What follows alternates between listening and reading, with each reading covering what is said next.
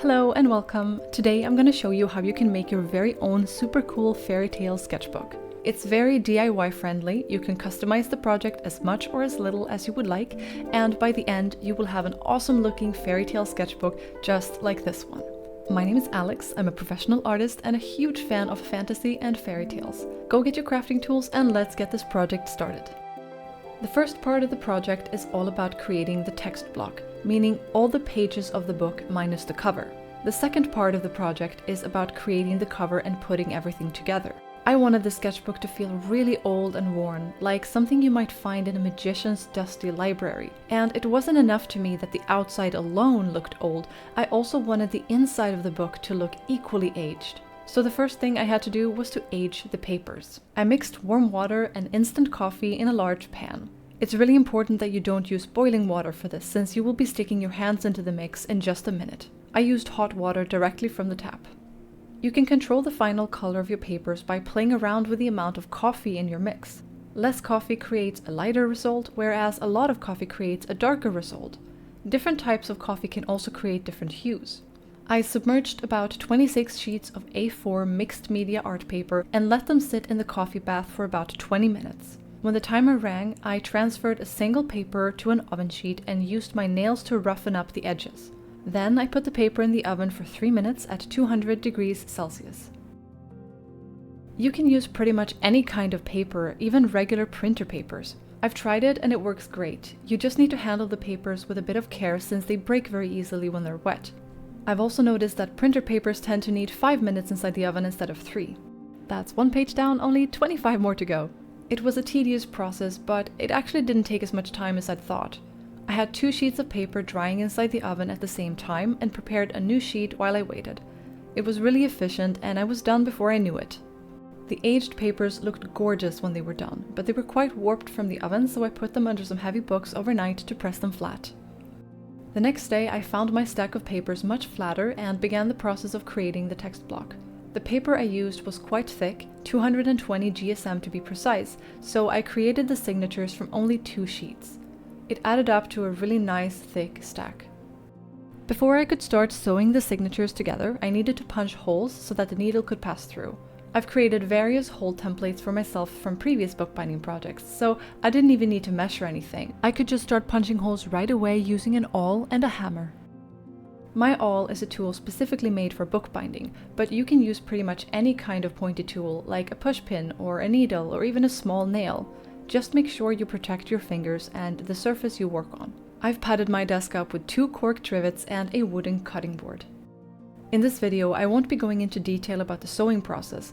It's a whole topic of its own and would take way too much time to cover in this video. But if you've never done this before, there's a ton of great bookbinding tutorials here on YouTube that you can learn from. For this sketchbook, I'm using something called Kettle Stitches, which I feel are much sturdier than, for example, French link stitches, which I've used for other projects. I'm using a waxed bookbinding thread and a curved needle, but if you don't have that, then a regular needle and regular sewing thread works just as well. I just find it a bit easier to use the curved needle for these particular stitches. I learned bookbinding just a few years back and I absolutely love the craft. I may not have all the fancy tools and I can't say that I do everything by the book, but as long as the book doesn't fall apart, then that's good enough for me. I use what I have and I improvise when I need to. To keep the signatures from moving around, I glued some linen fabric to the spine. It offers some extra stability, and considering that this is going to be a sketchbook, which will no doubt see a lot of action, I wanted to make sure that it wasn't going to fall apart later. I also like having a bookmark attached to my sketchbooks, so I cut a strip of leather and glued it to the spine before calling the text block done. If you don't have bookbinding glue at home, there are other types of glue that works just as well. You can try wood glue, hobby glue, universal glue, or whatever you have. I just recommend that you do a quick test before using the glue on your book, just to make sure it holds. And please don't apply the glue with your fingers unless you are absolutely sure that it's safe to do so. You can also apply glue with a silicone brush, a regular paintbrush, or even a piece of cardboard. It was time to design the cover. I had only a rough idea of how I wanted it to look, so I pulled out my sketchbook and spent a bit of time on translating my ideas into a concrete plan. I wanted to have some three-dimensional structure to the cover, so the first thing I did was to cut out the pieces of cardboard and glue them together. I needed 3 pieces in total: the front cover, the back cover, and the spine. For the spine, I chose a much thinner type of cardboard because I wanted to be able to bend it into a nice arc later. The ridges themselves were the same thick cardboard as the rest of the cover pieces. I used a regular universal glue for this part. It seemed like the easiest and least messy option compared to my bucket of bookbinding glue. Once the individual cover pieces were dry, it was time to glue them to the piece of leather that I had chosen to use. This part right here can be a little bit tedious because you really want to make sure everything is aligned and evenly spaced. In order to make the ridges show properly, I used this little spatula or whatever it's called. It came with my bookbinding starter kit that I got a few years back. It's nothing special, but it has really come in handy for a lot of my projects, not just for bookbinding. I very much enjoyed this part of the project where I could really see the cover coming together. As I worked, I started thinking about what I was going to do with it, how I was going to paint and decorate it. There were so many possibilities. You don't have to use leather for your cover. You can use pretty much anything like fabric, newspaper, a cover design you've printed on paper, or maybe even a collage of some sort. When the cover had dried, I cut the leather 3 centimeters from the cardboard edge. For the corners, I used a protractor to help me cut properly. You essentially want to cut a straight line right by the cardboard corner, but I like to leave a little bit extra material because in the past I've had a few mishaps where the leather or fabric doesn't quite fit together and you end up seeing a bit of the cardboard. Once the corners were cut, the only thing left to do was to glue the edges of the leather to the back of the cover. It was so great to see the result once the cover had fully dried, and I was very excited to start painting. But before I could do that, I needed to bend the spine like I mentioned earlier. I didn't want to risk the paint cracking by doing it later. I don't really have a good tool for this part, so I usually just bend it with my hands. It's not ideal, but it's good enough. Finally, it was time for the best part, painting the cover. I don't have any of the proper tools for dyeing leather the right way, so my personal DIY approach is to use acrylic paints. I've done it before and it works fine. And if the paint does end up cracking one day, well, it only adds to the book's old worn charm in my opinion. I was going to paint the cover in 3 steps. First shadows and dirt, then highlights, and finally ornaments. I started by using some burnt umber color directly from the tube and a regular cleaning sponge to apply it with. I made sure to pick up only a very small amount of paint with a sponge and spread it around on the palette before using it on the cover. I didn't want to apply a lot of paint, only a very small amount so that it would look like natural dirt. To make sure the paint found its way into the creases and gathered heavily around the protruding details, I used a small brush to apply the paint with more precision. It was an old brush with coarse hairs and it created this very nice rough texture.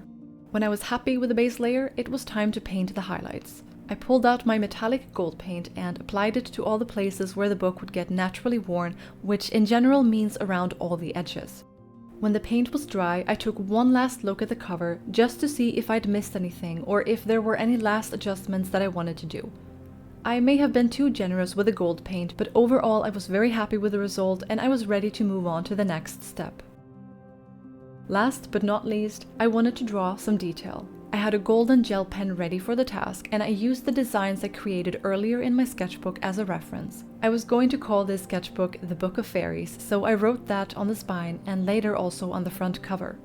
True to the name of the book, I drew some fairy wings on the front cover. I also did some dot shading here and there to create an association with magic and fairy dust. Initially, I had all these plans for cutting a hole through the leather and putting actual crafted fairy wings inside. But in the end, I decided that less is more, and this was probably the most practical solution since I would be carrying this book around and using it a lot. But who knows, perhaps I'll return to that idea for another project. I wasn't entirely sure what to do with the back cover at first. I didn't want to do an exact copy of the front, so I decided to draw some ivy leaves. Ivy is such a beautiful plant and it always brings my thoughts to magic and mystery and deep dark forests. The cover was done and what a beautiful sight it was. I couldn't have been happier with the result. It was time for the final step, gluing the text block to the cover. This part always makes me slightly nervous because if you get it wrong, then the whole book gets wonky, and I'd spend way too much time on the sketchbook to see that happen. With a lot of care and a few test rounds, I managed to attach the text block to the cover and crossed my fingers.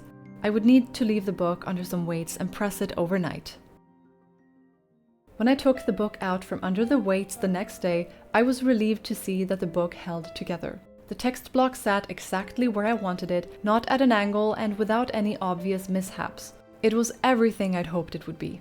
I have so many ideas and plans for this sketchbook, and I can hardly wait to start drawing in it. I absolutely love fantasy. I've made fantasy art for as long as I can remember, and so I thought that it would be really great to have this sketchbook dedicated to collecting and exploring all of the ideas and things that inspire that side of my creativity. But this sketchbook is not so much about the drawings and ideas I plan to collect inside, but rather about the experience of holding the book in one's hand and browsing through the pages. I really wanted to feel like you're holding a piece of magic that belongs to a world slightly different from ours. That's what this project was all about to me. I hope you have enjoyed watching this crafting adventure, and hopefully I have inspired you to create something of your own. And before you go, don't forget to give this video a like and consider subscribing to my channel. I share tips and tutorials for artists as well as my own creative journey. Stay creative, and I hope to see you again soon.